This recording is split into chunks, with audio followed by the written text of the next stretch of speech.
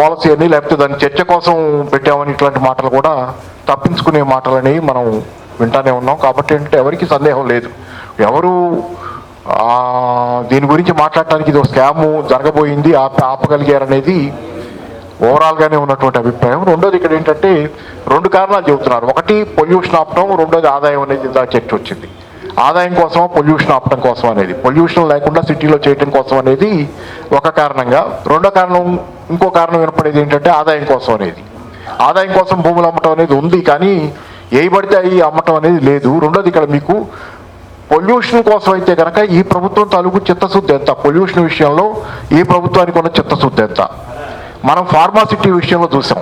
Pharma city కోసం ఒకే చోట నగరంలో ఎక్కడ పడితే అక్కడ ఫార్మా ఇండస్ట్రీ డెవలప్ అయితే రెసిడెన్షియల్ ఏరియాస్లో కానీ జనావాసాల్లో కానీ చాలా ఇబ్బంది. కాబట్టి దీన్ని బయటికి తీసుకెళ్ళి ఒకే చోట పెట్టేటట్లయితే పర్యవేక్షణ కూడా ఈజీగా ఉంటుంది. ఫార్మా ఇండస్ట్రీలు అన్నీ ఒకే చోట ఉంటే పొల్యూషన్ కంట్రోల్ బోర్డు లాంటి వాళ్ళు వాటిని పర్యవేక్షించడం ఈజీగా ఉంటుంది. దాన్ని పద్ధతిలో చేయొచ్చని ఫార్మా దీనికోసం ఒక 20,000 ఎకరాలు నాకు తెలిసి సుమారుగా కలెక్ట్ చేసి పెట్టారు టీఆర్ఎస్ గవర్నమెంట్ ఉండగా. తర్వాత ఈయన వచ్చిన తర్వాత దాన్ని డిస్మాంటిల్ చేసినట్టు, దాన్ని ఇచ్చేసి అటు ఒక రకంగా దాన్ని ముక్కలు చేసేసినట్టు దాన్ని వదిలేసి ఈ క్లస్టర్స్ లాగా అక్కడొకటి ఫార్మా ఇండస్ట్రీ పెడతారని చెప్పి ప్రయత్నాలు మొదలుపెట్టారు.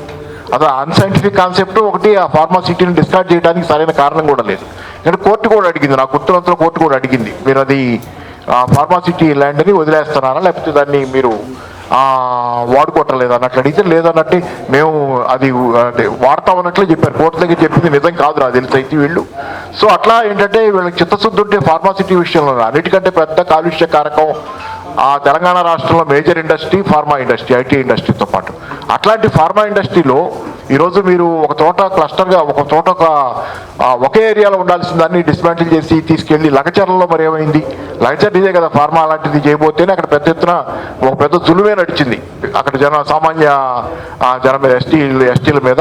కాబట్టి ఏంటంటే లగచర్లే క్లాసిక్ ఎగ్జాంపుల్ ప్రభుత్వానికి ఎంత చిత్తశుద్ధి అనేది. రెండోది హైదరాబాద్ సెంట్రల్ యూనివర్సిటీలో ఎన్ని చెట్లు కొట్టారనేది దాని మీద సుప్రీంకోర్టు ఆ రోజు మనమంతా మాట్లాడటం వేరు, రాజకీయ నాయకులు మాట్లాడచ్చు, జర్నలిస్టులుగా మనకు కూడా బయాస్ ఉంటే మాట్లాడతాం అనుకోవచ్చు. కానీ సుప్రీంకోర్టు డైరెక్ట్గా ఇంటర్వ్యూ అని చెప్పి సిఎస్కి వార్నింగ్ కూడా ఇచ్చింది కదా చీఫ్ సెక్రటరీకి, నువ్వు ఎక్కడ ఉండాలో తెలుసుకొని జైల్లో ఉంటారో బయట ఉన్నారో అంటే పరోక్షంగా వార్నింగే ఇచ్చింది. అలాంటి పరిస్థితి తెచ్చుకున్నటువంటి ప్రభుత్వం హైదరాబాద్ సెంట్రల్ యూనివర్సిటీ తర్వాత మొత్తం తోక ముడిచి వెళ్ళిపోయారు అక్కడి నుంచి. కానీ డ్యామేజ్ అయితే జరిగింది కదా. చిత్తశుద్ధి ఉంటే మరి అది లంగ్స్, సిటీలో లంగ్స్ లాంటిది.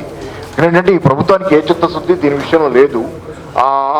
అందుకని ఏంటంటే ఇదేదో పొల్యూషన్ కంట్రోల్ కోసం చేస్తున్నామని చెప్తే కనుక తాటి చెట్టు ఎందుకు ఎక్కామంటే దూడమేత కోసం కాదు, వాల్యూ డబ్బుల కోసం అనేది ఒకటి, ఏంటంటే ఆదాయం కోసం చేస్తున్న ప్రభుత్వం అనే వాదన ఉంటుంది.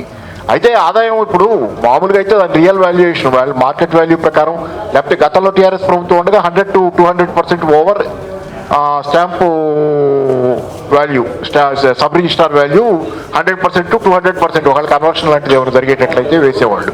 ఇప్పుడు దీనిలో 30% అంటే అదనంగా వేయటం బదులు ఉన్నది కూడా కోత పెట్టి 30% తీసుకుని కారు చౌక భలే మంచి చౌక బేరంలాగా పెట్టారు. మరి అట్లాంటప్పుడు దీనిలో ఆదాయం మీద తాపత్రయం ఉందని ఎట్లా అనుకుంటాం? ఆదాయం అయితే 5 లక్షల కోట్లు రావాలి మినిమం, 6.29 లక్షల కోట్ల దాకా కూడా అంచనా ఉంది కొంతమంది ప్రకారం. సుమారు ఇంత పెద్ద ఎత్తున ఆదాయానికి ఆఖరికి వస్తుంది ఎంత అనేది లెక్కలన్నీ వేస్తే 5,000 కోట్లు లెక్క తేలుతుంది. అంటే మరి మీకు ఆదాయం మీద అంత తాపత్రయం ఉంటే ఆదాయం అది కూడా ప్రైమ్ ల్యాండ్, ఇదంతా అన్ని చోట్ల సిటీ ఆల్రెడీ ఆ ఏరియాలన్నింటిలో సిటీ బాగా డెవలప్ అయింది. అట్లాంటి ప్రైమ్ ల్యాండ్ మీరు అమ్ముకుంటే కనుక ఖచ్చితంగా దానికి హాట్ కేక్ లాగా అమ్ముడుపోద్ది. అట్లాంటి ల్యాండ్ మీరు అంత తగ్గించి అమ్ముకోవాల్సిన అవసరం స్కామ్ కాకపోతే ఎందుకుంటుందనే ప్రశ్న చాలా మందికి ఉంది. కాబట్టి ఏంటి ఆదాయం కోసం కాదు, 5,000 కోట్ల కోసం ఎందుకు చేస్తారు 5 లక్షల కోట్ల భూమిని 5,000 కోట్ల అంటే దీని వెనక చాలా ఉన్నాయి అనేది. రెండోది జియో 27 గురించి చాలా చర్చ, జియో 27 మీద చర్చ రాగానే అసలు విషయం వదిలిపెట్టి లీక్ ఎలా అయింది దీన్ని కనుక్కోండి అని చెప్పి ఇంటెలిజెన్స్ వాళ్ళకి ఇచ్చారనేది వార్తలు వచ్చినాయి. ఇది ఎలా లీక్ అయింది మ్యాటర్ అని, ఇద్దరు మినిస్టర్ల పేర్లు, ఈ పేర్లు లేకపోయినా ఇద్దరు అదే ఇదని. అంటే ఇప్పుడు ఏదో ఉంది కదా అత్త కొట్టినందుకు కాదు ఆడబిడ్డ నవ్వినందుకు అన్నట్లు ఎవరో లీక్ చేశారు, అసలు చేసిన పని ఇది ఎవరో లీక్ చేశారనే విషయంలో పేపర్లన్నింటిలో వచ్చిన వార్త ఇది. సో ఓవరాల్ ఇవన్నీ ఏంటంటే చాలా ఫిషీ సస్పీషియస్ వ్యవహారంగా ఇది ఉందనేది. తర్వాత ఇంకా చాలా ఉన్నాయి దీనిలో, ఇంకా మనకు చెప్పుకుంటూ పోయేటట్లయితే కానీ letters congratulate hour cells, Telangana పౌర సమాజాన్ని కానీ లేకపోతే తెలంగాణలో ఉన్నటువంటి ఎలర్ట్గా ఉన్నటువంటి దీన్ని, లేకపోతే ఎంత దూరం పోయేదో ఇది అనేది ఈరోజు ఆపగలిగినందుకు మాత్రం కోర్టులో ఉంది కేసు, అది వేరే విషయం. కోర్టు ఖచ్చితంగా ఇట్లాంటి విషయాల్లో కోర్టు ఎట్టి పరిస్థితుల్లో అటు ఇటు అవకాశం లేదు కాబట్టి ఖచ్చితంగా భూములు సేవ్ అవుతాయి అనేది అనుకోవచ్చు. ఎందుకంటే ప్రజలందరూ మేల్కొన్నారు, ప్రజలందరికీ అర్థమైంది కాబట్టి రైట్ టైంలో మేల్కోవటం వల్ల సిటీలో ప్రైమ్ ల్యాండ్ ఏదైతే ఇండస్ట్రీ అవసరాల కోసం రేపు పొద్దున ఇండస్ట్రీ వస్తే అంటే వీళ్ళు చేతి ఇండస్ట్రీ రాదని ఒక నిర్ణయానికి వచ్చి రియల్ ఎస్టేట్కి అలవాటుపడి రియల్ ఎస్టేట్ చేసుకుందాం అన్నట్లు ల్యాండ్ని ఆ రకంగా చేస్తున్నారనేది.